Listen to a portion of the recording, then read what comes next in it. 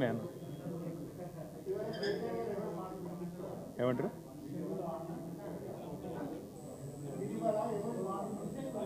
నీ మాటలే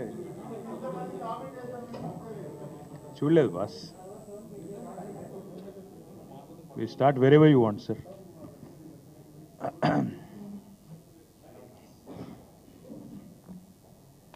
ఎవరైనా రావాలా లేక మొదలు పెట్టచ్చు?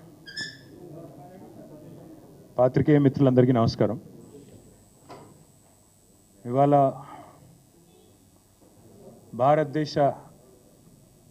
భారతదేశంలోని అన్ని రాజకీయ పక్షాలు కూడా నిన్నటి నుంచి ఈ ముఖ్యమైన అంశం మీద మాట్లాడుతూ ఉన్నాయి.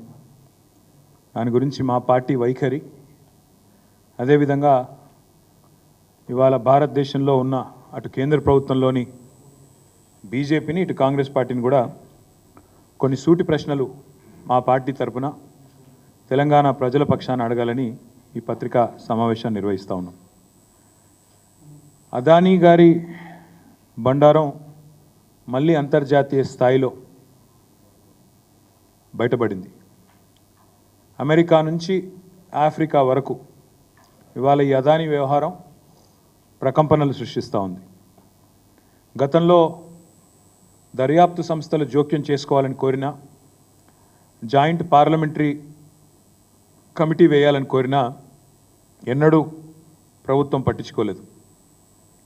ఈరోజు అమెరికాలోని ఒక కోర్టు మరి స్పష్టంగా ఇక్కడ జరిగింది ఇందులో డబ్బులు చేతులు మారాయని చెప్పిన తర్వాత ఇది మొదటిసారి కాదు, రెండవసారి అదానీ వ్యవహారంలో గతంలో హిండెన్బర్గ్ రిపోర్ట్తో ఒకసారి, ఇప్పుడు రెండవసారి ఈ న్యూయార్క్ కోర్టు ఏదైతే తీర్పిచ్చిందో దానివల్ల భారతదేశ ప్రతిష్ట అంతర్జాతీయ స్థాయిలో మసకబారిన మాట వాస్తవం. సరే, దాని వెనకాల ఉన్న పెట్టుబడిదారులు, ఎంతోమంది ఇన్వెస్టర్లు, పబ్లిక్ లిస్టెడ్ కంపెనీలలో పెట్టుబడి పెట్టిన కొంతమంది మదుపరులు అంటే ఇన్వెస్టర్లు, చిన్న వాళ్ళు కూడా నష్టపోయినారు. కాకపోతే ఒకటి మాత్రం వాస్తవం, గత 10 ఏళ్ల పాటు కేసీఆర్ గారి ప్రభుత్వం తెలంగాణలో ఉన్నంతకాలం అదానీ ఎంత ప్రయత్నం చేసినా, ఎన్ని రకాలుగా ఆనాడు మమ్మల్ని కన్విన్స్ చేసే ప్రయత్నం చేసినా, ఆనాడు నేను పరిశ్రమల శాఖ మంత్రిగా కూడా ఉన్నాను. ఏనాడు కూడా మేము ఈరోజు అక్కడ కేంద్రంలో బీజేపీ, ఇక్కడ రాష్ట్రంలో రేవంత్ రెడ్డి గారు ఎర్రతివాచి పరిచి ఏదైతే స్వాగతం పలికారో మేము మాత్రం ఆ పని చేయలేదు. ఎన్నడూ ఆయన నిబంధనలకు మేము ఒప్పుకోలేదు. ఒకటి వాస్తవం, రేవంత్ రెడ్డి ప్రభుత్వం రాగానే మరి బడాబాయ్ ఆదేశం ఇచ్చినట్టున్నారు, చోటాబాయ్ అమలు చేసినట్టున్నారు. వెంటనే 12,400 కోట్ల ఒప్పందాలు కుదిరినాయని చెప్పి చాలా ఘనంగా తెలంగాణ ప్రభుత్వం, కాంగ్రెస్ ప్రభుత్వం జనవరి నెలలో ఈ సంవత్సరంలోనే ప్రకటనలు గుప్పించింది. అందులో 5,000 కోట్ల రూపాయలతో గ్రీన్ ఎనర్జీ కోసం 2 పంప్డ్ స్టోరేజ్ యూనిట్లు, అదేవిధంగా 5,000 కోట్లతో 2 డేటా సెంటర్లు, 1,400 కోట్లతో అంబుజా సిమెంట్స్ ఫ్యాక్టరీ, 1,000 కోట్ల రూపాయలు ఇంకొక ఏరోస్పేస్ రంగంలో అని చెప్పి వారు ఆనాడు 12,400 కోట్ల రూపాయలకు సంబంధించిన ఎంఓయూలు, మెమరాండమ్ ఆఫ్ అండర్స్టాండింగ్స్ చేసుకున్నట్టుగా ముఖ్యమంత్రి గారు చాలా ఘనంగా చెప్పారు. తదనంతరం చూస్తే మీరు ఏం జరిగింది అని చూస్తే జనవరి మాసం తర్వాత ఈ సంవత్సరంలో తెలంగాణ విద్యుత్ సంస్థలను అదానీ గారికి అప్పజెప్పే ప్రయత్నం కూడా ముఖ్యమంత్రి గారు చేశారు. అందులో భాగంగా చిట్ చాట్ అని పెట్టి ఆ చిట్ చాట్లో ఓల్డ్ సిటీలో బిల్లుల వసూలు అదానీ గారికి శాంపుల్గా పైలట్గా అప్పజెప్తున్నాము, తదనంతరం ఎట్లా ఉంటుందో చూద్దాం అంటూ డిస్కామ్ల ప్రైవేటీకరణ చేసి అల్టిమేట్గా అదానీ గారికి అప్పజెప్పాలనే కుట్రకు కూడా రేవంత్ రెడ్డి గారు ఆనాడే ఆలోచన కూడా చేసినారు. ఇక మొత్తం అక్కడ రామన్నపేటలో, యాదాద్రి జిల్లా రామన్నపేటలో ఆ మండల ప్రజలు మొత్తం వ్యతిరేకిస్తుంటే ఇక్కడ వద్దు సిమెంటు పరిశ్రమ కాలుష్యం వస్తుంది, ఇక్కడ నుంచి ఆ కాలుష్యం మొత్తం పోయి మళ్ళీ మూసీలోనే పడుతుంది, ఏ మూసీనైతే మీరు ఉద్ధరిస్తామంటున్నారో ఆ మూసీకి మళ్ళీ ఈ మురికి మీరే అంటించిన వాళ్ళు అవుతారు, వద్దు ఇక్కడ సిమెంటు పరిశ్రమ అని చెప్పి రామన్నపేటలో వేలాది మంది ప్రజలు మా నాయకులు చిరుమర్తి లింగయ్య గారితో సహా స్థానికంగా ఉండే ఇతర పార్టీల నాయకులతో సహా వేలాది మంది ప్రజలు ఆందోళన చేసిన ప్రజాభిప్రాయ సేకరణ విషయంలో మరి దాన్ని కూడా బలవంతంగా కేవలం బడాబాయ్ ఆదేశం చోటాబాయ్ అనుసరించి దాన్ని కూడా అప్పచెప్పే ప్రయత్నం అక్కడ ప్రజాభిప్రాయ సేకరణ కూడా ఒక ప్రహసనంగా ఒక తంతుగా ముగించే ప్రయత్నం చేసినారు. స్కిల్ యూనివర్సిటీ దానికి సడన్గా అదానీ గారి మనసు విశాలమయ్యి హృదయం వైశాల్యం పెరిగి 100 కోట్ల రూపాయలు స్కిల్ యూనివర్సిటీకి భారీ విరాళం వారు అందజేసినారు.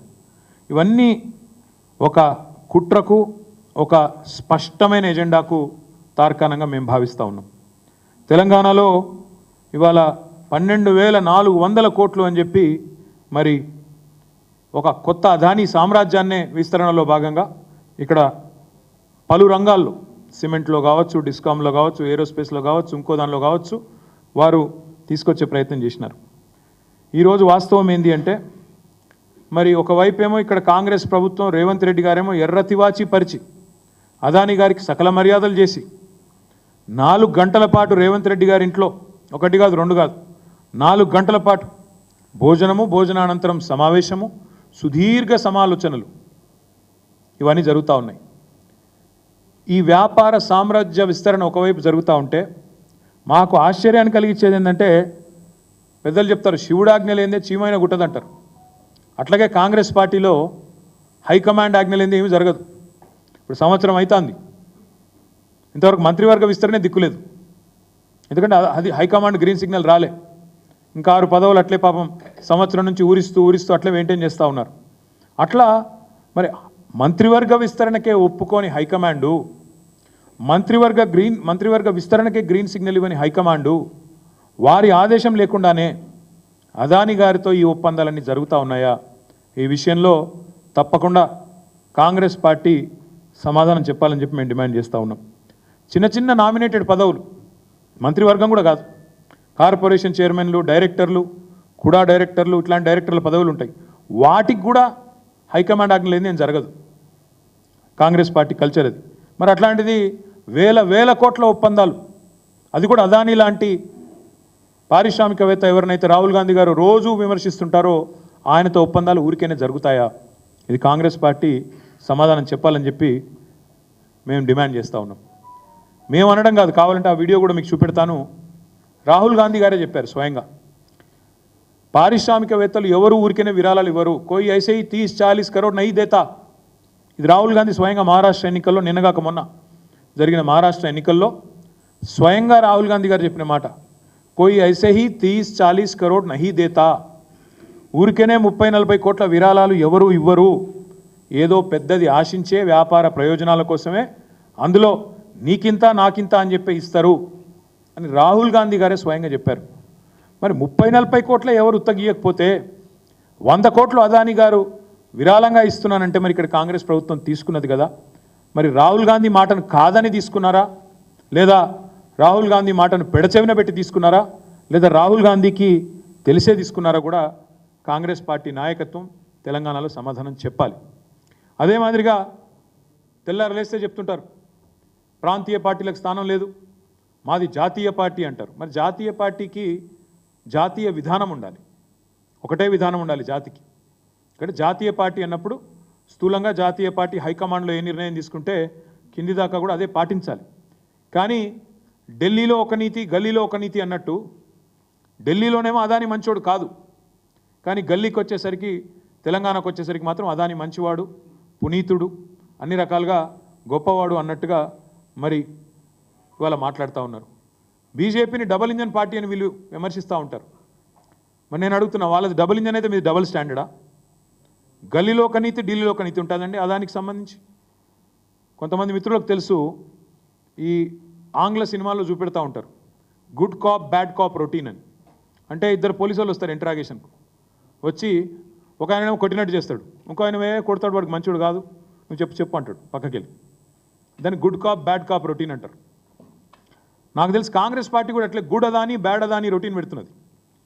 గుడ్ అదానీ ఎప్పుడు వాళ్ళకు చందాలు ఇచ్చినప్పుడు, వాళ్ళ ప్రభుత్వంతో దందా చేసినప్పుడు, వాళ్ళ పార్టీకి సంబంధించి వ్యాపారం ముడుపులు అప్పచెప్పినప్పుడు గుడ్ అదానీ. బ్యాడ్ అదానీ ఎప్పుడు ఇతర పార్టీలతో అక్కడ ఉండే ప్రభుత్వాలతో సంబంధాలు పెట్టుకుంటే బ్యాడ్ అదాని. అందుకే నేను ఇవాళ రాహుల్ గాంధీ గారిని సూటిగా అడుగుతా ఉన్నా. తెల్లారులేస్తే మీరు మాట్లాడుతూ ఉంటారు, ఉపదేశాలు ఇస్తూ ఉంటారు. నిన్న కూడా గంటన్నర సేపు మాట్లాడిండు రాహుల్ గాంధీ గారు. అదాని అవినీతి నేను ఎప్పటి నుంచో చెప్తున్నా, ఈయన మంచోడు కాదని, ఈయన వెనక పెద్దోళ్ళు ఉన్నారు, ప్రధాని ఉన్నాడు, మోడీ ఉన్నాడు అని తెల్లారులేస్తే రాహుల్ గాంధీ గారు మాట్లాడతారు. రాహుల్ గాంధీ గారిని సూటిగా అడుగుతా ఉన్నాం, మీరు తెలంగాణలో కాంగ్రెస్ ప్రభుత్వం చేస్తున్న దందా అదానితో మీరు సమర్థిస్తున్నారా లేదా? ఒకటే మాటలో చెప్పండి. ఢిల్లీలో ఒక నీతి, గల్లీలో ఒక నీతి, ఏ రకంగా సమంజసం మీరు చెప్పండి. కెన్యా దేశం తలసరి ఆదాయంలో కూడా తెలంగాణ కంటే తలసరి ఆదాయం తెలంగాణ దాదాపు $5,000. కేసీఆర్ గారు వచ్చిన తర్వాత భారతదేశంలో నెంబర్ 1. కెన్యా అనే దేశం యొక్క తలసరి ఆదాయం పర్ క్యాపిటల్ ఇన్కమ్ $2,000. మనకంటే కెన్యాకు పెట్టుబడులు ఎక్కువ అవసరం. కానీ అట్లాంటి కెన్యా పేద దేశం అయినప్పటికీ ఆత్మగౌరవం గల దేశం కాబట్టి వెంటనే నన్ను అదాని ఇట్లా లంచగొండి తనం చేసినాడు, లంచం ఇచ్చినాడు అని చెప్పి అక్కడ కోర్టు తీర్పియంగానే అమెరికాలో వెంటనే కెన్యా నిన్న తన కాంట్రాక్ట్లు, తన ఒప్పందాలు, వ్యాపార సంబంధాలు అదానితో మొత్తం రద్దు చేసుకుంది. నేను రాహుల్ గాంధీ గారిని అడుగుతా ఉన్నా, కెన్యా అధ్యక్షుడు విలియం రూటో అదానీ కంపెనీతో అన్ని వ్యాపార సంబంధాలు రద్దు చేసుకున్నారు, మీకు తెలుసు. కెన్యా రవాణా మంత్రిత్వ శాఖ, ఇంధన శాఖ, పెట్రోలియం శాఖ, వాటి కింద పనిచేసే ఏజెన్సీలను కూడా స్పష్టంగా కెన్యా అధ్యక్షుడు నిన్న చెప్పారు, మీకేమైనా ఒప్పందాలు ఉంటే ఏజెన్సీలకు అదానితో వెంటనే రద్దు చేసుకోమని చెప్పారు. విద్యుత్ పంపిణీ కాంట్రాక్టులతో పాటు ఎయిర్పోర్ట్ నిర్వహణ ఒప్పందం ఉంటే దాన్ని కూడా రద్దు చేసుకుంది కెన్యా. మరి నేను రాహుల్ గాంధీని అడుగుతా ఉన్నా, మరి మీ తెలంగాణ ప్రభుత్వం, మీ కాంగ్రెస్ ప్రభుత్వం, మీరు ఇంతమందికి శుద్ధులు చెప్తున్నారు దేశంలో. ఈరోజు అదాని దుర్మార్గుడు, అదాని అవినీతి పరుడు అని మాట్లాడుతున్నావు కదా, ఇంతవరకు నీ కాంగ్రెస్ ప్రభుత్వం తెలంగాణలో ఎందుకు అదానితో కుదిరిన ఎంఓయూలను రద్దు చేయడం లేదు? మీరే అన్నారు కదా, వ్యాపారవేత్తలు ఎవరు 30-40 కోట్లు ఉత్తగానే ఇయ్యరని, నీకింత నాకింత అని చెప్పి ప్రయోజనం ఆశించే ఇస్తారని మీరే చెప్పిండ్రు కదా. మరి ఎంత ఆశించి మీరు అదానితో 12,400 కోట్ల ఒప్పందాలు కుదుర్చుకున్నారు? వాటిని రద్దు చేసి మీ ముఖ్యమంత్రికి ఫోన్ చేసి ఆదేశం ఇచ్చి అదానితో ఉన్న ఎంఓయూలు రద్దు చేసుకోమని చెప్తారా, చెప్పరా? దయచేసి మీరు స్పష్టత ఇవ్వాలని చెప్పి రాహుల్ గాంధీ గారిని కోరుతా ఉన్నాం. ఢిల్లీలోనేమో కుస్తీలు పడుతున్నట్టు పోజులు, అదాని గారితో మేమేదో కుస్తీ పడుతున్నాం, అదానితో ప్రధానితో మేమే కొట్లాడుతున్నాం అని 10 ఏళ్ళు పోజులు కొట్టిండ్రు. ఆ 10 ఏళ్ళు ఇక్కడ మేము అదానిని రాకుండా మేము ఆపినాం. మళ్ళీ ఇక్కడ అధికారంలో కాంగ్రెస్ రాగానే రేవంత్ రెడ్డి గారు దోస్తీ చేస్తుంటే అదే అదానితో ఎందుకు కళ్ళు మూసుకున్నారు రాహుల్ గాంధీ గారిని మేము అడుగుతా ఉన్నాం. సమాధానం చెప్పాలని చెప్పి కూడా డిమాండ్ చేస్తున్నాం. అదానితో దేశానికి నష్టమట, అదానితో దేశానికి నష్టమట, ఇది రాహుల్ గాంధీ గారి ఉవాచ. మరి అదానితో దేశానికి నష్టమైతే దేశంలో అంతర్భాగమైన తెలంగాణకు నష్టం కాదా? అదానితో వేరే రాష్ట్రాల్లో నష్టమైతే, ఆయా ప్రాంతాల ప్రజలకు నష్టమైతే మరి ఇక్కడ తెలంగాణలో నష్టం కాదా? లాభం ఎట్లా అవుతుంది? రాహుల్ గాంధీ గారు చెప్పాలని చెప్పి మేము డిమాండ్ చేస్తూ ఉన్నాం. కాంగ్రెస్ అధిష్టానం మాటను కాదని, కాంగ్రెస్ అధిష్టానం మాటను పెడచెవిన పెట్టి అదానీ సామ్రాజ్యానికి తెలంగాణలో రేవంత్ రెడ్డి గారు రెడ్ కార్పెట్ ఏమైనా పరుస్తున్నారా? ఇది కూడా తప్పకుండా, ఒకవేళ అట్లా జరుగుతున్న మాట వాస్తవమైతే మరి ఆయన మీద చర్య తీసుకుంటారా, తీసుకోరా? ఇది కూడా రాహుల్ గాంధీ గారు సమాధానం చెప్పాలి. ఇప్పుడే ఇక్కడికి వచ్చేటప్పుడు నేను చూసిన షర్మిల గారు, ఆంధ్రప్రదేశ్ కాంగ్రెస్ కమిటీ అధ్యక్షురాలు, ఆమె కూడా చెప్పింది రేవంత్ రెడ్డి గారు పునరాలోచించుకోవాలా, అదానితో ఏవైతే సంబంధాలు ఉన్నాయో వాటి విషయంలో తెలంగాణ ప్రభుత్వం కూడా పునరాలోచించాలా, మా కాంగ్రెస్ ప్రభుత్వం ఏముంది అక్కడ కూడా పునరాలోచించాలా నేను విజ్ఞప్తి చేస్తున్నా అని చెప్పి ఇప్పుడే షర్మిల గారు చెప్పినట్టు నేను వార్తల్లో ఇప్పుడే చూసిన. స్కిల్ యూనివర్సిటీ కోసం 100 కోట్ల విరాళాన్ని మరి స్వీకరించడం అదానీ గారి నుంచి రేవంత్ రెడ్డి గారు, ఇది తప్పా ఒప్పా రాహుల్ గాంధీ గారు చెప్పాలి. మీరు కేవలం బట్టగాల్చి మీదేస్తాం, బురద జల్లుతాం, కానీ మా వరకు వచ్చేసరికి మాత్రం సమాధానం చెప్పం అంటే కుదరదు. రాహుల్ గాంధీ గారు తప్పకుండా మీరు సమాధానాలు చెప్పాలి. ఢిల్లీలో ప్రధాని అవినీతిపరుడు అంటూనే మరి రాష్ట్రంలో అదే అదానితో ఇక్కడ వ్యాపార సంబంధాలు నేర్పుతున్న మీ ముఖ్యమంత్రి నీతివంతుడు ఎట్లయితాడో చెప్పాలి. ప్రధాని ఒకవేళ అదానితో వ్యాపారం చేయిస్తూ ఆయనకు పరోక్షంగా ప్రోత్సహిస్తూ ఉంటే ఆయన అవినీతిపరుడు అయితే మీ ముఖ్యమంత్రి రేవంత్ రెడ్డి నీతిమంతుడు ఎట్లయితాడు? దీనికి రాహుల్ గాంధీ సమాధానం చెప్పాలి.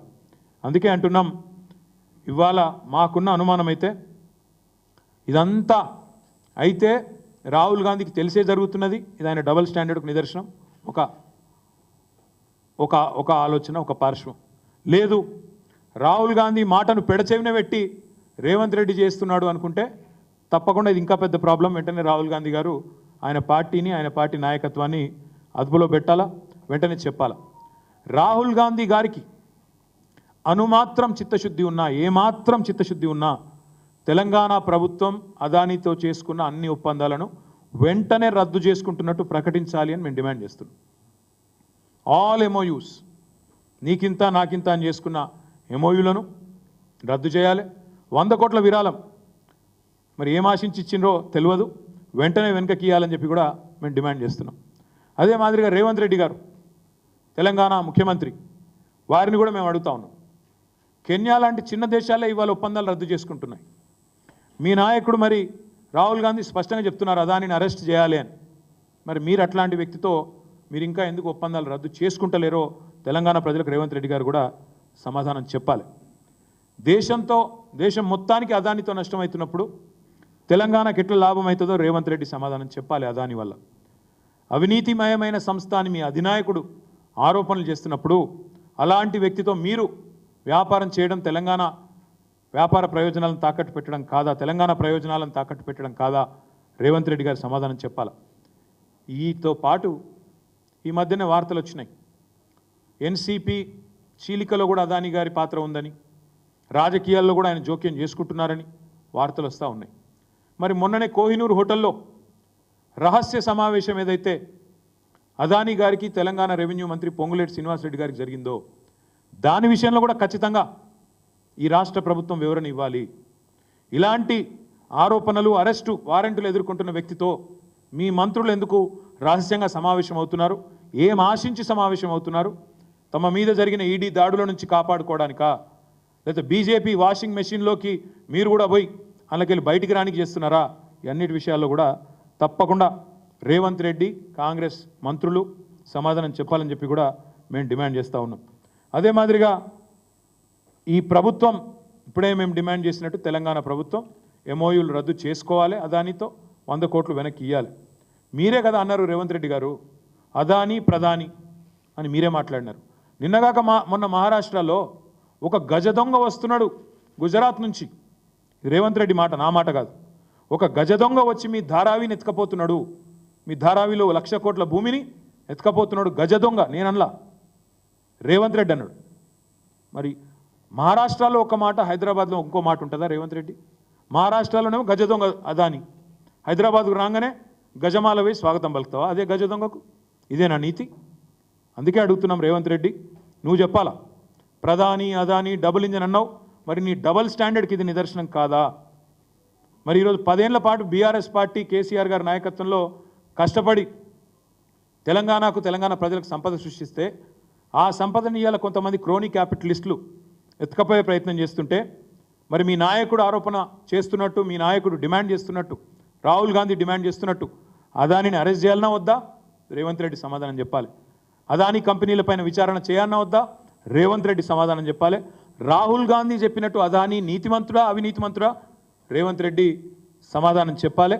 తెలంగాణ ప్రజల ముందుకొచ్చి ఏ కారణం చేత మీరు ఈ రకంగా వ్యవహారం చేస్తున్నారో తప్పకుండా సమాధానం చెప్పాలని మేము డిమాండ్ చేస్తూ ఉన్నాం. అదే మాదిరిగా బీజేపీ వారిని కూడా కొన్ని సూటి ప్రశ్నలు అడుగుతున్నాం. అమెరికా బయటపెట్టిన ఈ వ్యవహారంతో భారతదేశ ప్రతిష్ట మంటగలిసిపోతే మరి తెలంగాణ బీజేపీ నాయకత్వాన్ని కూడా మేము అడుగుతున్నాం, జాతీయ బీజేపీ నాయకత్వాన్ని కూడా అడుగుతున్నాం. మరి మీరు చెప్పండి, మేము డిమాండ్ చేస్తున్నాం బీఆర్ఎస్ పార్టీగా అదానితో ఒప్పందాలు రద్దు చేయాలి తెలంగాణ కాంగ్రెస్ ప్రభుత్వాన్ని మేము డిమాండ్ చేస్తున్నాం. మీ వైఖరి ఏంది కిషన్ రెడ్డి చెప్పాలా, ఈ రాష్ట్ర బీజేపీ చెప్పాలని చెప్పి మేము డిమాండ్ చేస్తున్నాం. కేంద్ర స్థాయిలో మీ వైఖరి ఏంది, రాష్ట్రంలో మీ వైఖరి ఏంది? ఎందుకంటే రాహుల్తోనేమో జాతీయ స్థాయిలో మీ నేతలు డి అంటే డి అంటున్నారు, అదాని గారిని వెనకేసుకొచ్చుకొని మాట్లాడుతున్నారు. ఇక్కడ రాష్ట్రంలో మాత్రం మీరు రేవంత్తో దోస్త్ మేరా దోస్త్ అని మంచిగా కలుసుకొని యుగల గీతాలు పాడుతున్నారు, డ్యూయట్లు పాడుతున్నారు. అందుకే అడుగుతున్నాం, రేవంత్ రెడ్డి ఈ రాష్ట్రంలో చేస్తున్నది మీకు సమ్మతమేనా? అదాని విషయంలో ఈ విషయంలో మీ వైఖరి చెప్పాలని చెప్పి మేము అడుగుతా ఉన్నాం. ఇంకొక మాట కూడా చివరిగా బీజేపీ పార్టీని మేము అడుగుతా ఉన్నాం. అదాని విషయంలో ఇవాళ చాలా స్పష్టంగా భారతదేశం మొత్తం చూస్తూ ఉంది. జాతీయ పార్టీలు రెండు కూడా ఒకటే వైఖరితో ఉన్నట్టుగా కనబడతా ఉంది. దాదాపుగా పైకి ఏం చెప్పినా లోపల మాత్రం ఒకటే అన్నట్టుగా కనబడతా ఉంది. మేము ఇక్కడ రామన్నపేటలో అదానీ గారి సిమెంట్ పరిశ్రమ వస్తున్నదని చెప్పి మరి ప్రజాభిప్రాయ సేకరణ పెడితే అన్ని పార్టీలు, కమ్యూనిస్ట్ పార్టీలు, బీఆర్ఎస్ పార్టీ, ప్రజా సంఘాలు, ప్రజలు, స్థానికంగా ఉండే విద్యార్థులు అందరూ ఉద్యమించినారు. తప్పకుండా ఇది రావద్దని కోరినారు. కాలుష్యం మూసీలోకి వస్తుందని చెప్పి ఆ ప్రాంత రైతులు కూడా వ్యతిరేకిస్తూ ఉన్నారు. కానీ ఇప్పటివరకు రెండే పార్టీలు మాట్లాడలేదు, నోరు విప్పట్లేదు. ఒకటి కాంగ్రెస్, రెండోది బీజేపీ. అందుకే మేము అనేది తెలంగాణ ప్రయోజనాల విషయంలో ఎన్నటికైనా రాజీ లేకుండా పొట్లాడేది, రాజీ లేకుండా మాట్లాడేది, రాజీ లేకుండా పోరాటం చేసేది, ఎక్కడికైనా పోయేది ఒక్క టీఆర్ఎస్ మాత్రమే, ఒక బీఆర్ఎస్ మాత్రమే, ఒక కేసీఆర్ మాత్రమే, కేసీఆర్ సైన్యం మాత్రమే. అందుకే తెలంగాణ ప్రజలకు కూడా విజ్ఞప్తి చేస్తూ ఉన్నాం, మీరు కూడా ఆలోచించండి. ఈ అదానీ వ్యవహారంతో వీళ్ళిద్దరి మధ్యన ఉన్న బంధం మరొక్కసారి బయటపడ్డది. ఇవాళ నేను లేవనెత్తిన ప్రశ్నలకు రాహుల్ గాంధీ గారు, రేవంత్ రెడ్డి గారు, కిషన్ రెడ్డి గారు, జాతీయ స్థాయిలో బీజేపీ జాతీయ నాయకత్వం, మోదీ గారు, అమిత్ షా గారు కూడా తప్పకుండా సమాధానాలు చెప్పాలని దేశం మొత్తం ఎదురు చూస్తూ ఉంది. ఏం మాట్లాడతారు అని వారు చెప్తారని కూడా ఆశిస్తున్నాం. తప్పకుండా చెప్పాలని చెప్పి కూడా డిమాండ్ చేస్తూ ఈ వ్యవహారంలో తప్పకుండా మరి మీడియా తన పాత్ర తను పోషిస్తూ ఉంది. మీకు అభినందనలు. తప్పకుండా మిమ్మల్ని కూడా నేను కోరుతా ఉన్నాను, ఈ వ్యవహారాన్ని ఇప్పుడు మేము లేవనెత్తిన ప్రశ్నలని ముఖ్యమంత్రి గారిని, రాహుల్ గాంధీని దయచేసి అడగండి, ప్రశ్నలు అడగండి, వారి వైఖరి చెప్పమనండి. తెలంగాణలో తప్పు, తెలంగాణలో ఒప్పు, బయట తప్పెట్లయితుంది, తప్పకుండా అడగాలని చెప్పి కూడా కోరుతూ మీ అందరికీ కూడా ధన్యవాదాలు. నమస్కారం.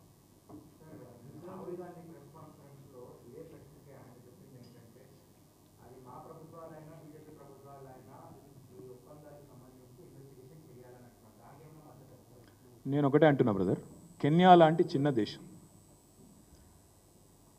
ఈ వార్త రాగానే మొత్తం తన ఒప్పందాలని రద్దు చేసుకుంది. ఇప్పుడేం చెప్పాను కదా, ఏ రంగాల్లో రద్దు చేసుకుంది, మళ్ళీ చెప్పమంటే చెప్తా.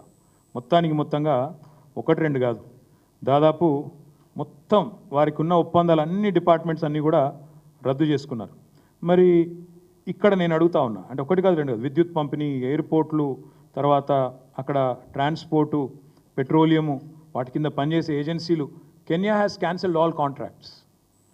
Why is the same not being done? If Rahul is sincere, Rahul Gandhi is sincere in what he says, what he demands, why is he not asking his chief minister to cancel all the MOUs with Mr. Adani and his company? That's the question he needs to answer.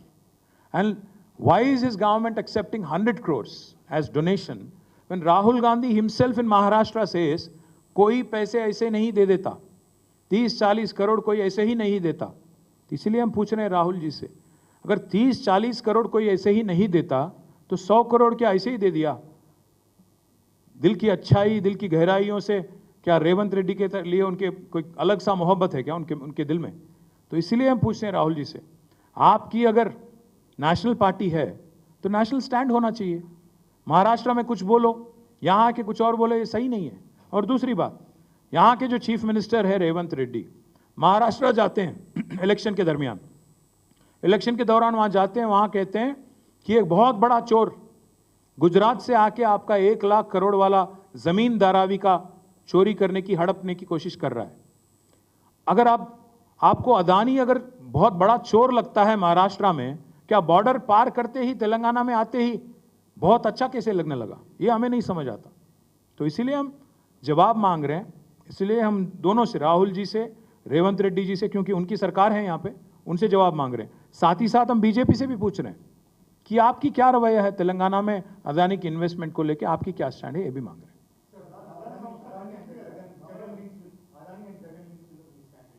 ఏం links ఉన్నాయి? See, if there is like yesterday, Mr. Adani it was announced and it was announced by the court that Adani గారు ముడుపులు ఇచ్చారు అని నిన్న చెప్పారు. అట్లాగే ఎవరికి ఇచ్చారో కూడా చెప్పమనండి. చెప్పిన తర్వాత డెఫినెట్గా చట్టం ప్రకారం, ధర్మం ప్రకారం, న్యాయం ప్రకారం ఏం జరగాలో చేయాలి. అది తప్పే ఉంది. అది ఎవరికి ఇచ్చినా సరే, లంచం ఎవరికి ఇచ్చినా సరే, అది ఎవరైనా సరే, మీరు అన్నట్టు జగన్ గారా లేకపోతే ఇంకొకరా నాకు తెలియదు. నిజమే అయితే అది తప్పకుండా చర్య ఉంటుంది, తీసుకోవాలని నేను కోరుతాను. బ్రదర్, ఇప్పుడు నేను కూడా ఖండిస్తా, దానికి ఏముంది, ఖండించడానికి ఏముంది? అది కోర్టు కదా, కోర్టులో తీర్పు వచ్చినా కూడా నేను ఖండిస్తున్నా అంటే, కోర్టు తీర్పు వస్తే అప్పీల్కోవాలి. ఖండిస్తా అంటే ఎట్లా కుదురుతుంది? ఇప్పుడు లొంగిపోమనండి, మరి లొంగిపోయి నిజం ప్రూవ్ చేసుకోమనండి. కోర్టు ఇచ్చింది కదా, నేను ఇచ్చింది కాదు కదా. అది కాదు, ఇంకొక మాట కూడా నేను అడిగి స్పష్టంగా ఒకటి అడుగుతున్నా. ఇలా జగన్ ఉన్నాడా లేకపోతే కోర్టు ఏమన్నది, నేను మంచిగా ఉన్నాను అదాని సెల్ఫ్ సర్టిఫికేషన్ చేసుకున్నాడా అది కాదు పాయింట్. రాహుల్ గాంధీ నీతి ఏంది పోయి నాకు అర్థం కాదు. నేను గంట సేపు ఉపన్యాసం ఇస్తాడు, వాళ్ళ ప్రభుత్వం ఇక్కడ అదాని గారికి ఎర్ర కార్పెట్ వరుస్తుంటే దానికి సమాధానం చెప్పే బాధ్యత లేదా? చెప్పరా? మహారాష్ట్రలో దొంగ అవుతాడు, ఇక్కడ మంచోడు అవుతాడు. అసలు నిజంగా కాంగ్రెస్ పార్టీ మీద రాహుల్ గాంధీకి ఏమైనా కంట్రోల్ ఉందా? పూర్తిగా అదుపాపి నెల తప్పిపోయారు అందరూ. అందుకే అడుగుతున్నాం.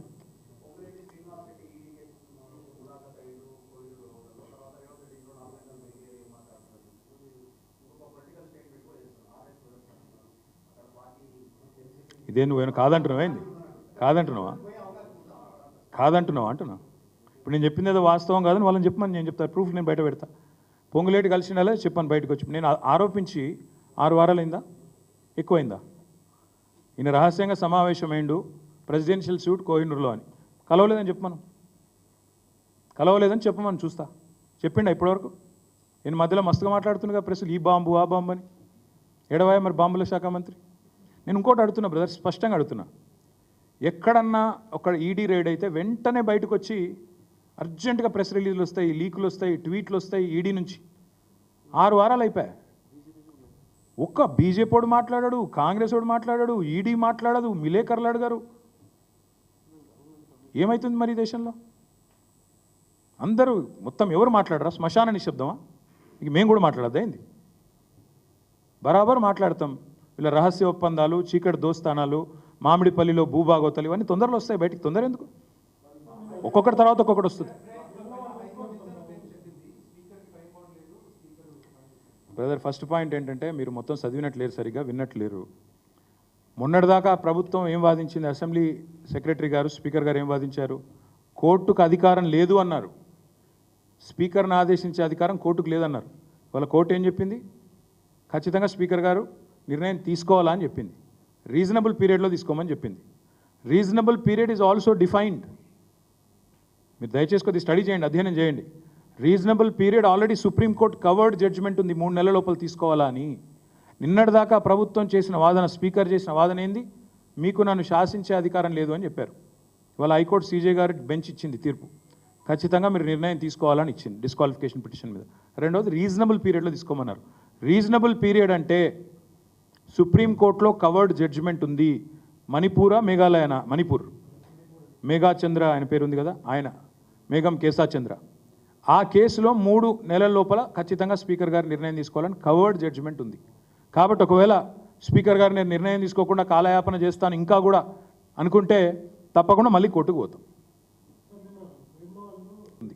కాబట్టి ఒకవేళ స్పీకర్ గారు నేను నిర్ణయం తీసుకోకుండా కాలయాపన చేస్తాను ఇంకా కూడా అనుకుంటే తప్పకుండా మళ్ళీ కోర్టుకు పోతాం. ఆయన ఏదో పిచ్చివాగుడు వాగుతుంటాడు, ముందు నా ప్రశ్నలకు సమాధానం చెప్పమని.